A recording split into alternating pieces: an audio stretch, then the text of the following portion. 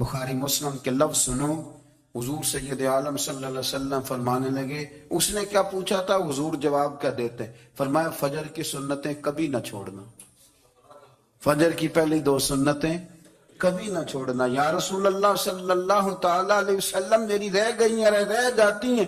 فرمایا فجر کی 2 سنتیں نہ چھوڑنا، فرمایا فجر کی پہلی 2 سنتیں مجھے دنیا اور دنیا کے اندر جو کچھ ہے وہ سب سے زیادہ پیاری ہے۔ فجر کی 2 سنتیں دنیا اور دنیا میں جو کچھ ہے مجھے وہ سب سے زیادہ پیاری ہے، اس لیے فجر کی سنتیں نہ چھوڑنا۔ اعلیٰ حضرت بریلوی رحمت اللہ نے 1000 کتاب لکھی ہے، لیکن الوظیفۃ الکریمہ کے نام سے جو وہ صبح و شام بظاہر پڑھتے تھے وہ الگ انہوں نے ان کو بیان کیا، پابندی کے ساتھ اپنی اللہ اللہ کرتے۔ شیخ شہاب الدین سہروردی رحمت اللہ علیہ پر ایک بندے نے اعتراض کیا، اس نے کہا جی آپ کس قسم کے صوفی ہیں، مرید بیٹھے ہیں اور آپ وہاں نفل پڑھ رہے ہیں۔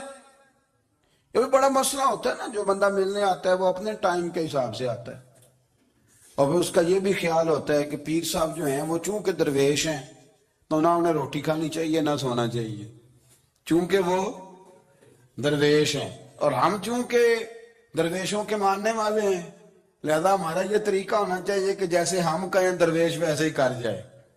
حالانکہ جس کو آپ درویش کہیں گے آپ اس کی مانیں گے، آپ منوائیں گے نہیں، تمہارا مزاج ہوتا ہے۔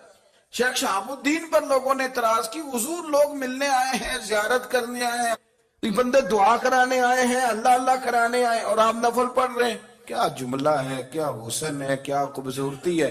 فرمانے لگے رب رسول سے مانگنے کے لیے مصلی بچھایا ہے، اگر وہاں سے مانگوں گا نہیں تو تمہیں دوں گا کیا، پہلے مجھے کچھ لے تو لینے دو، اگر میرے پلے کچھ ہے ہوگی تو آگے دوں گا نا، تو میں مانگنے گیا تھا کہ یا اللہ دے تیرے بندے لینے آئے دے، تو میں کچھ لوں گا تو آگے دوں گا نا۔ لیکن ہمارا یہ سٹیٹس، یہ مزاج، یہ شعور نہیں ہے، گپیں، کہانیاں، داستانیں، گفتگو، خطابت، واز، کیا بات۔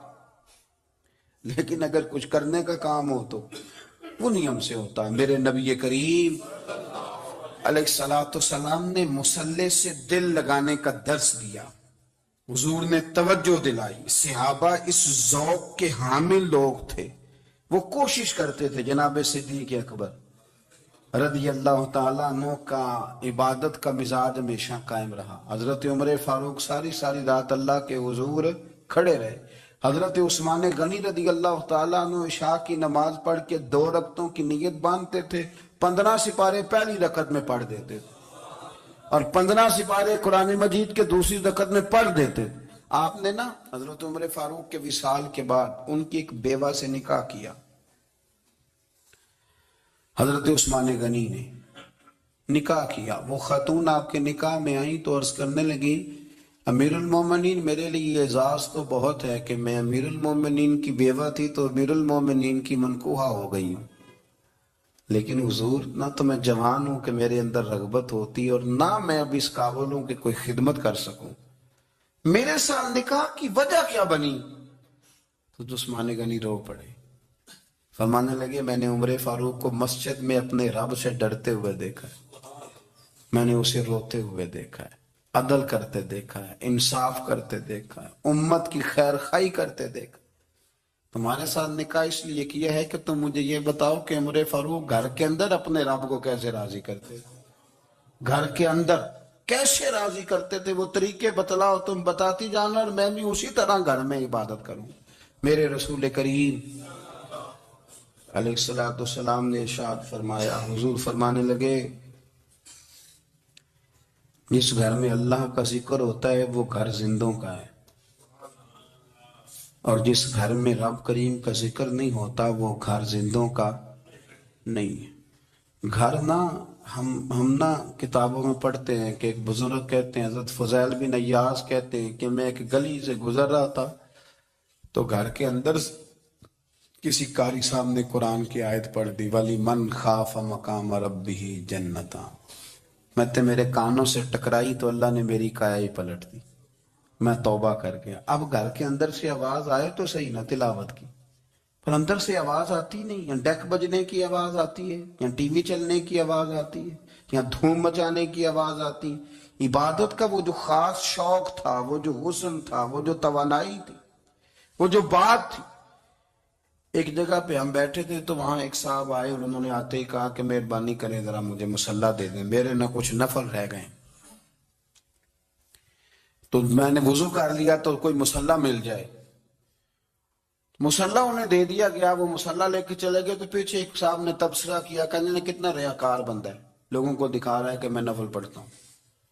ہے کو بات کرنے والی. میں نے اسے کہا، میں نے کہا تو مہربانی کرنا اس طرح کی ریاکاری تو بھی کر، پکڑ مصلی اور جا تو بھی تھوڑی ریاکاری کر کے آ، اٹھ ذرا شکر کر. کوئی یہ ریاکار بھی ملا ہے، کوئی نفل پڑھ کے ریاکاری کر رہا ہے. اللہ کا میں کہتا ہوں کو پڑھے تو صحیح نہیں. یار یہ کوئی دور ہے نفل پڑھنے کا؟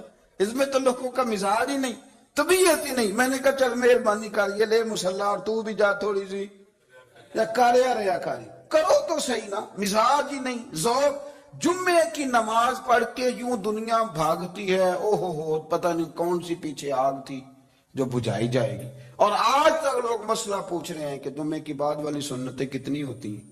میں نے کہا کتنے سال ہو گئے جمعہ پڑھتے، کتنے سال ہو گئے، ابھی تک سنتوں کا نہیں پتا.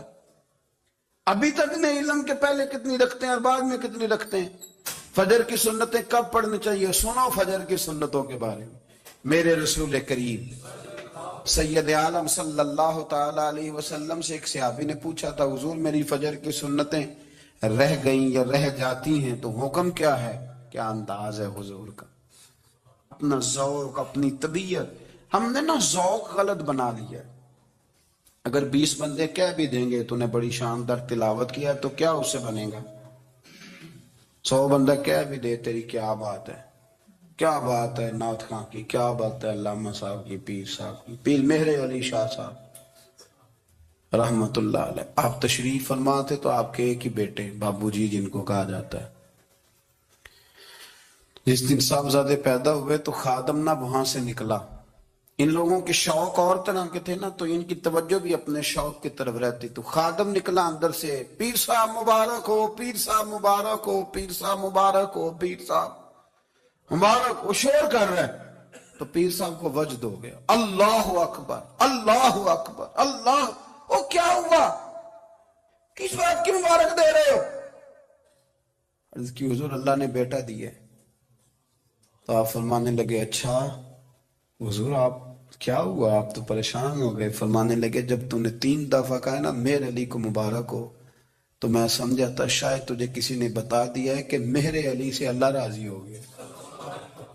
میں سمجھا تھا کہ شاید تو یہ خبر لے کے آیا ہے کہ کسی نے بتایا ہے کہ مجھے آج خبر ملی ہے کہ مہر علی سے رب اچھا پتر ہوا ہے. الحمدللہ اللہ کا شکر ہے. پر میرے لیے مبارک کا دن وہ ہوگا جب میرا رب کہے گا کہ میں مہر علی سے راضی ہوں. میرے محبوب کہیں گے کہ میں مہر علی سے. آپ بات کو سمجھیں. شوق ہی کسی اور طرف تھا، دل ہی کہیں اور لگا ہوا تھا، طبیعت ہی کہیں اور مائل تھی. کوئی وظیفہ پوچھتے تھے تو پڑھتے تھے وہ لوگ، کچھ اللہ اللہ انہیں بتائی جاتی تھی تو کرنے کا ذوق رکھتے تھے، طبیعت تھی، قائل تھے.